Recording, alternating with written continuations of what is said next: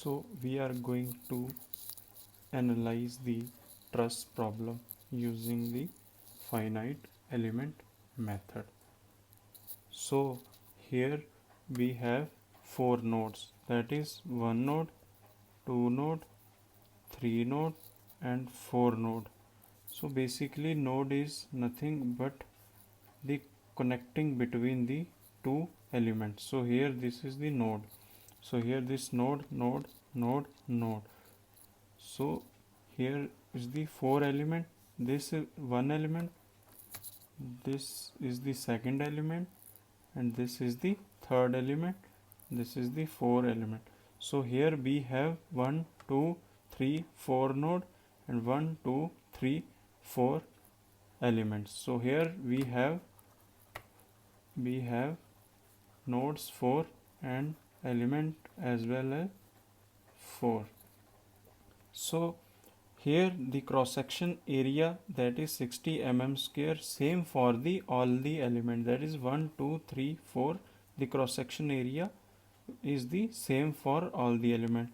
Similarly length from this node to this given by L1, and here from this to this node given by L2, and Young's modulus is also 20,000 Newton per mm square, same for the all the members. So length from node this to this mentioned, and node this to this length is also mentioned. So by writing node value 1 2 say 3 and say 4, so here L1 is given by 750 mm and L2 is given by 1000 mm, and area become same for the all the elements. So we can write here as A1 is equal to A2 is equal to A3 is equal to A4. So and all material property, that is Young's modulus 20,000 is same for the all elements. So generally for solving the problem of truss element we need to calculate the Young's modulus if not given, and A1 A2 these are the area. So Young's modulus is also E1 E2 E3 and E4, and so for the material property it is common for the all element, that is E1 E2 E3 E4. So here the load, that is P2 given as 25 kilonewton and P1 is 20 kilonewton.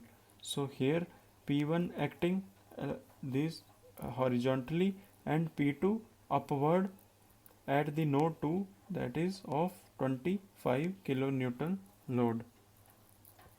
So these are the value, and these are acting in this P2 acting upward direction 25. So the line of the action of the load also vary for the loads. So for the finite element method there is always two type of deformation. One is the horizontal deformation and another one is the vertical deformation. So for the node 1 there are two deformation. So say this vertical and this horizontal. So say this is U1 and this V1 as vertical deformation. Similarly for the node 2 we have this U2 and here is the V2. Similarly for the 3 it becomes U3 and V3, and the 4 it becomes the U4 V4, and all the node deformation here is the mentioned. Once we made the deformation, then looks at the nodes. So here the load acting upward direction along the vertical axis.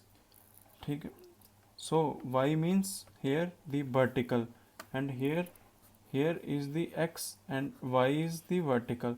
So load is applied in the vertical direction, and here the load is applied in the horizontal direction. So Once you calculated, you go for the calculating the local coordinate system. Local coordinates system, that is very important. So not to worry about the shape, it may be connected at any of the shape. So as we all know, there are 4 coordinates, that is 1, 2, 3, 4. So fix this element in any of these coordinate. So let us fix this truss in coordinate 1, like a rectangular, similar to rectangular. So fix the rectangular in the first coordinate and make it as 1, 2, 3, 4. So make it as an vertical x.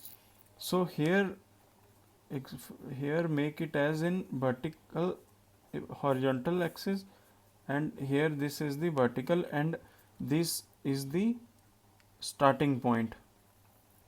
So what will be the local coordinate at 1? So here this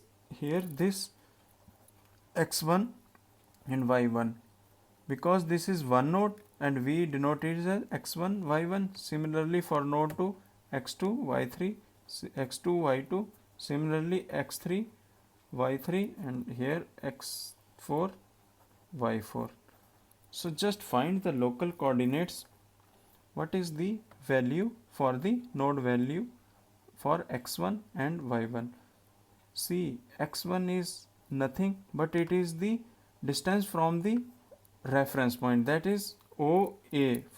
Take this point as A, B, C, OA.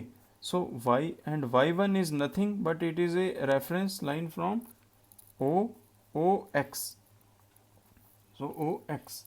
So here the initial distance is x1 0, because there is no any distance, and y1 is the distance, that is 750, because this length is 750.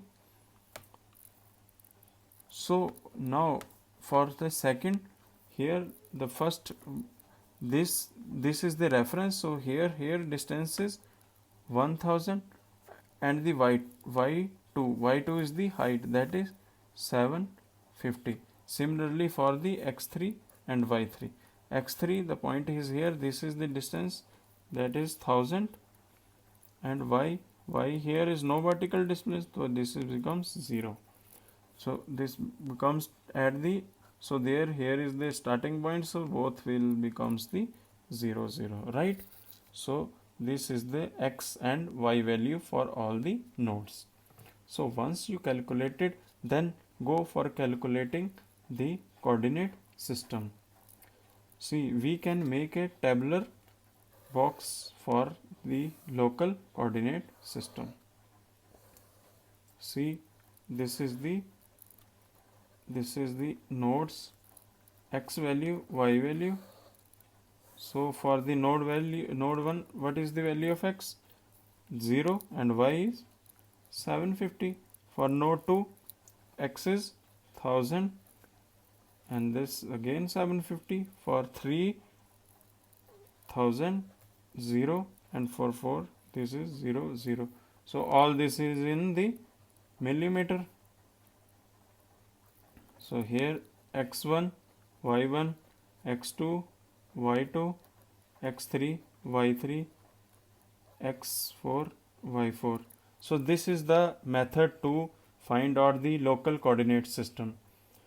For the next session, we calculate the further stiffness matrix, and after that we calculate the nodal deformation at each nodes. Thank you.